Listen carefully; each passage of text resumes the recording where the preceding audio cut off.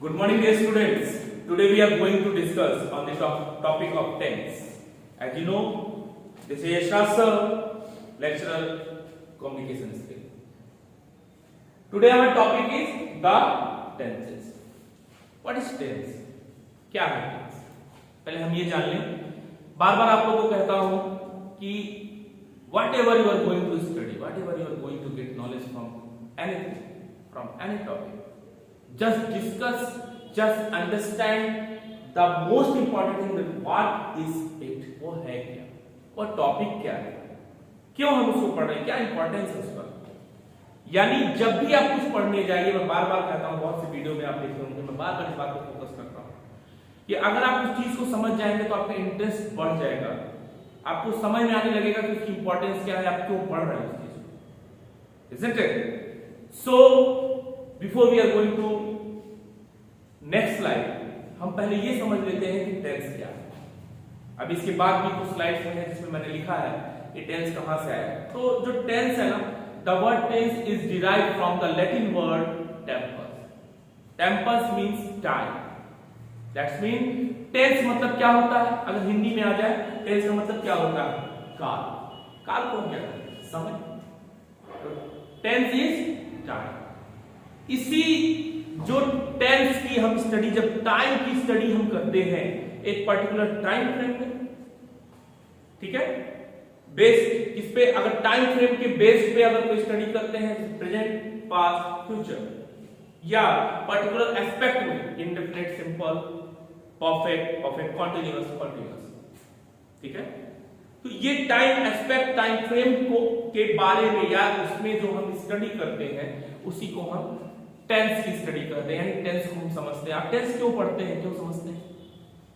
कि आप कैपेबल हो जाइए किसी भी सेंटेंस को, जैसे पास्ट है तो उसको ट्रांसलेट, प्रेजेंट है तो उसको ट्रांसलेट करना है अगर पास्ट में, या फ्यूचर में, किसी भी टाइम फ्रेम को अगर दूसरे टाइम फ्रेम में अगर आप ट्रांसलेट करना चाहते हैं तो आपको टेंस की नॉलेज होनी चाहिए. और अगर टेंस आप अच्छे से जानना चाहते हैं तो आपको वर्ब की अच्छी नॉलेज होनी चाहिए.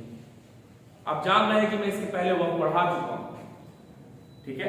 क्यों पहले पढ़ाया? क्योंकि अगर आपको वर्ब का first form, second form, third form, या linking verb, auxiliary verb, primary verb, transitive verb, intransitive verb, इस सब के बारे में अगर नहीं पता होगा तो आप कोई भी ट्रांसलेशन में थोड़ा अपने आप को वीक महसूस करेंगे. आपको बार बार मदद लेना पड़ेगा किसी और का, बुक का, या पूछना पड़ेगा.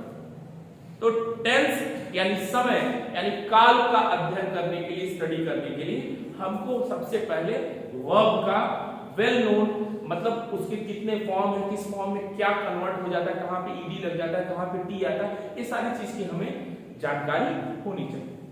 तो आते हैं अपने टॉपिक पे, द टेंस. टेंसेस में कंटेंट्स क्या है? Introduction, classification based on time frame, classification based on aspects, block diagram of tenses, list of rules, present tense, past tense, future tense and list of example. Introduction, जैसा मैंने पहले बताया कि यह एक शब्द है टेम्पस. कौन सा शब्द है ये, किस लैंग्वेज का है? ये लैटिन वर्ड है, ठीक है ना. ये लैटिन वर्ड है टेम्पस. उसी से हमारा टाइम आया. हमारा जो टाइम मतलब टेंस कहां से लिया गया? टेम्पस से लिया गया. टेम्पस क्या है? Latin word. Latin word Tempest से टाइम आया, यानी टेंस आया, यानी काल. इन्हीं काल खंडों, इन्हीं काल के जो फ्रेम्स हैं, जो टाइम फ्रेम्स हैं, उसी की स्टडी हम करेंगे. हमें टेंस समझ में आ जाएगा, हम टेंस को पढ़ लेंगे, ठीक है. देखिए, the word tense is derived from Latin word tempus, which means, इसका मतलब होता है टाइम. मैं बात कर रहा हूं कि टेम्पस मतलब टाइम, समय. A verb indicates the time of an action, event or condition by changing its form. हम ट्रांसलेशन कैसे करते हैं? जब हम वर्ब का फॉर्म चेंज करते हैं, कुछ स्पेसिफिक रूल को यूज करते हैं, उसी के बेस पे हम ट्रांसलेशन करते हैं, ठीक है. यानी बता रहा है एक वर्ब, यानी वर्ब का जो मॉडिफिकेशन होता है according to the tense, according to the tense. Tense मतलब समय के हिसाब से, समय मतलब उस पर्टिकुलर टाइम फ्रेम के हिसाब से. टाइम फ्रेम क्या क्या है? Past, future, present. इस पर्टिकुलर टाइम फ्रेम के हिसाब से अगर दूसरे टाइम फ्रेम में किसी चीज को कन्वर्ट करते हैं, ट्रांसलेट करते हैं, तो हमें वर्ब को भी बदलना पड़ेगा, उसके एक्शन, इवेंट और कंडीशन को क्या करना पड़ेगा, उसके फॉर्म को, उसके रूप को बदलना पड़ेगा। जैसे गो, वेंट, गॉन, अब कहां पे फर्स्ट फॉर्म लगेगा, कहां पे सेकंड लगेगा, कहां पे थर्ड लगेगा, और उससे पहले ये फर्स्ट गो, सेकंड वेंट और थर्ड गॉन, ये तीनों का हमें जानकारी होना चाहिए कि नहीं होना चाहिए। अगर हमें इन तीनों के बारे में हमें पता है बस गो जाता है, वेंट नहीं पता है, गॉन नहीं पता है, तो क्या आपका काम चल जाएगा? नहीं चल पाएगा। इसलिए वर्ब की अच्छी जानकारी आपको होनी चाहिए, उसके तीनों फॉर्म, ठीक है ना। बहुत लोग नहीं जानते हैं उसका 4 या 5 फॉर्म भी होता है, ठीक है ना। आईएनजी चौथा फॉर्म होता है और ईडी जो लगता है वो उसका 5वां फॉर्म होता है, जिसमें आपको पार्टिसिपल और बहुत कुछ आ जाता है। इससे पहले मैं पढ़ा चुका हूं, लेकिन वर्ब पे एक स्पेसिफिक वीडियो में देने वाला हूं आप लोग को, क्योंकि वर्ब कैसे बनता है, कहां पे टी आता है, कहां पे ईडी आता है, कैसे आईएनजी आता है, कैसे वर्ब में जो फॉर्म का जो चेंजिंग होता है वो होता कैसे है, इसका भी एक स्पेसिफिक रूल, एक स्पेसिफिक पैटर्न है। अगर उसको आप फॉलो करेंगे तो आपको रट्टा मारने की जरूरत नहीं रहेगी। मैं बार बार कहता हूं, English is not a subject जिसमें आप, ये ऐसा सब्जेक्ट नहीं है जिसमें आप रट्टा मारिए। कहते हैं लर्न कर लो, याद कर लो, क्यों याद कर लो भाई? आप भूल जाओगे, अगर समझोगे तो भूलोगे नहीं, तो इसीलिए हमेशा समझ के पढ़िए। Is it clear? Next slide पे आते हैं। बेस्ड ऑन टाइम फ्रेम, मैं टाइम फ्रेम की बात कर रहा हूं। What is time frame? समय अवधि, समय का एक परिधि, टाइम फ्रेम। आप कभी भी कोई चीज फ्रेम कराने जाते हो तो एक पर्टिकुलर पैरामीटर उसको क्या करते हैं, जड़ देते हैं, उसी पैरामीटर को हम अवधि, परिधि करते हैं, ठीक है ना। यानी समय की भी परिधि है, समय का भी एक फ्रेम है, ठीक है। अभी आप मेरे क्लास में बैठे हो, पढ़ाई कर रहे हो, तो आप प्रेजेंट में, अभी आप नेक्स्ट पीरियड में किसी और क्लास में जाओगे तो ये पास्ट हो जाएगा, कल मेरे पीरियड में आके बैठोगे तो वो क्या हो जाएगा, फ्यूचर हो जाएगा। यानी पर्टिकुलर एक फ्रेम है, फ्रेम है कि नहीं, पर्टिकुलर एक फ्रेम है, प्रेजेंट का भी, पास्ट का भी, फ्यूचर का भी। उस पर्टिकुलर फ्रेम का ही टाइम फ्रेम हम कहते हैं। टाइम फ्रेम से हम उसको लिखे हैं और उसमें क्या क्या होते हैं, प्रेजेंट टेंस यानी जो चल रहा है, ठीक है ना। आप वर्तमान में है, वर्तमान में जो चल रहा है वो आपका क्या हो गया, प्रेजेंट टेंस हो गया। पास्ट टेंस यानी जो बीत गया, भूत का। फ्यूचर टेंस यानी भविष्य का, जो होने वाला है, जो घटना अभी घटित नहीं हुई है। आप अनुमान लगा सकते हैं लेकिन सटीक वो घटित हो ये जरूरी नहीं है। यानी फ्यूचर टेंस सर्टेन नहीं होता है, पहली बात, ठीक है ना। सर्टेनिटी नहीं बताता, लेकिन पास्ट सर्टेन होता है। प्रेजेंट क्योंकि आप एक्सपीरियंस कर रहे होते हैं तो लगभग आप कहते हैं कि ये चल रहा है, लेकिन आने वाले फ्यूचर में आप किसी चीज की सर्टेनिटी नहीं दे सकते, ठीक है। तो टाइम फ्रेम क्या क्या है, प्रेजेंट टेंस, पास्ट टेंस और क्या है प्रेजेंट टेंस, क्या है पास्ट टेंस, क्या है फ्यूचर टेंस। देखिए present tense, present tense expresses an unchanging, repeated और रीअकरिंग एक्शन और situation that exist only now, ठीक है। It can also represent a by respect to. देखिए प्रेजेंट टेंस में क्या होता है, किसी भी सत्य घटना को बाय रिस्पेक्ट टू, यानी कोई भी ऐसी घटना जो सत्य से ताल्लुक रखे, वो क्या करता है, वो बताता है, क्योंकि वो हो रहा होता है, तो आप क्लियर है वो सत्य है, ठीक है।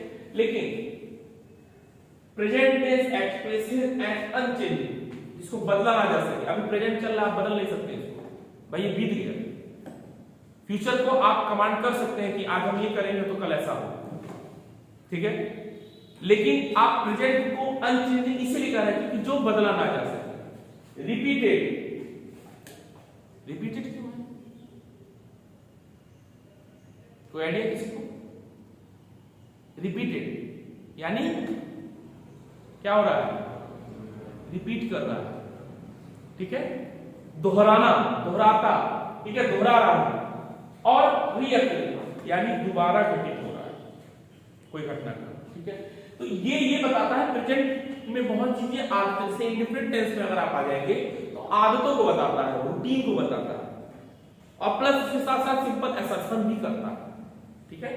Past tense expresses an action और situation that was started and finished in the past, ठीक है। वो पास्ट में कोई चीज शुरू हुआ है और पास्ट में खत्म हो गया, that is the past tense. Present tense में क्या था, कोई चीज चल रहा है, जो अभी आप जिसको फील कर, अभी आप जिसको एक्सपीरियंस कर रहे हो, आपकी आंखों के सामने तुरंत जो घटनाक्रम है वो प्रेजेंट है। जो शुरू भी हुआ पास्ट में, खत्म भी हो गया वो पास्ट है। जो अब इसमें देखो future tense expression an action और situation that will occur in the future, यानी ऐसा कोई भी घटनाक्रम, ऐसा कोई भी सिचुएशन, ऐसा कोई भी अवस्था जो आपका कब होने वाला हो, यानी भविष्य में होने वाला हो, that is future tense. Clear?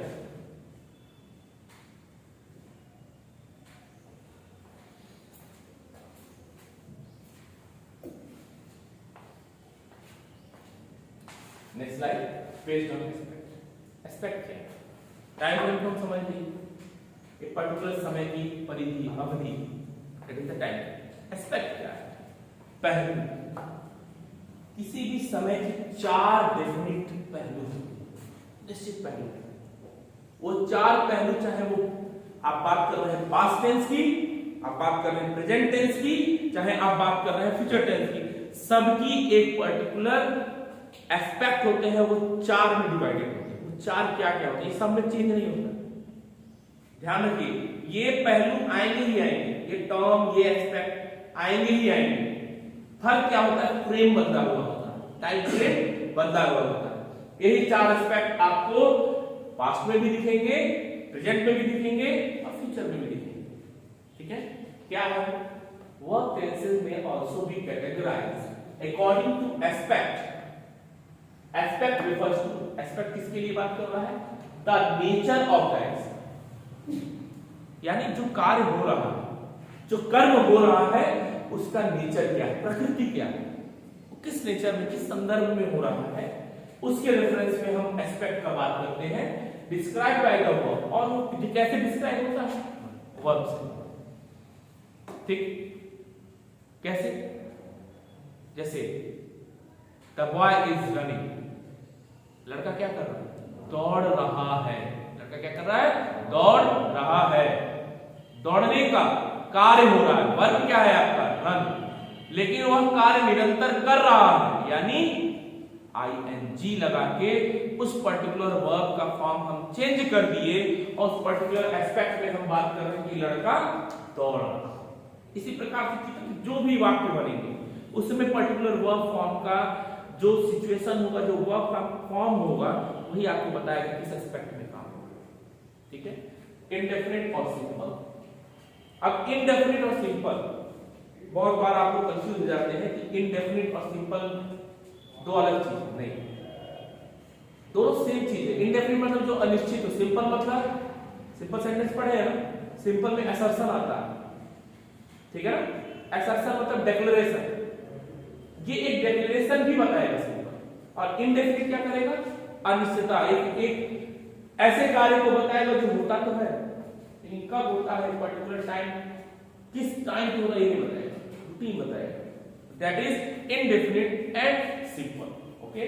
Continuous और प्रोग्रेसिव। कंटिन्यूअस जो निरंतरता को बताए, we show the continuity. Continuation को बताने का काम करने वाला जो टेंस होता है, जो एस्पेक्ट होता है, वो क्या होता है? कंटिन्यूअस और प्रोग्रेसिव। देन परफेक्ट और कंप्लीट। परफेक्ट को हम कंप्लीट से डिनोट कर रहे हैं। क्यों? परफेक्ट मतलब जो अपने आप में पूर्ण, पूर्ण मतलब जो वेल फिनिश्ड हो, यानी कंप्लीट। ठीक है? परफेक्ट कंटिन्यूअस यानी पूर्ण भी है लेकिन कंटिन्यू भी।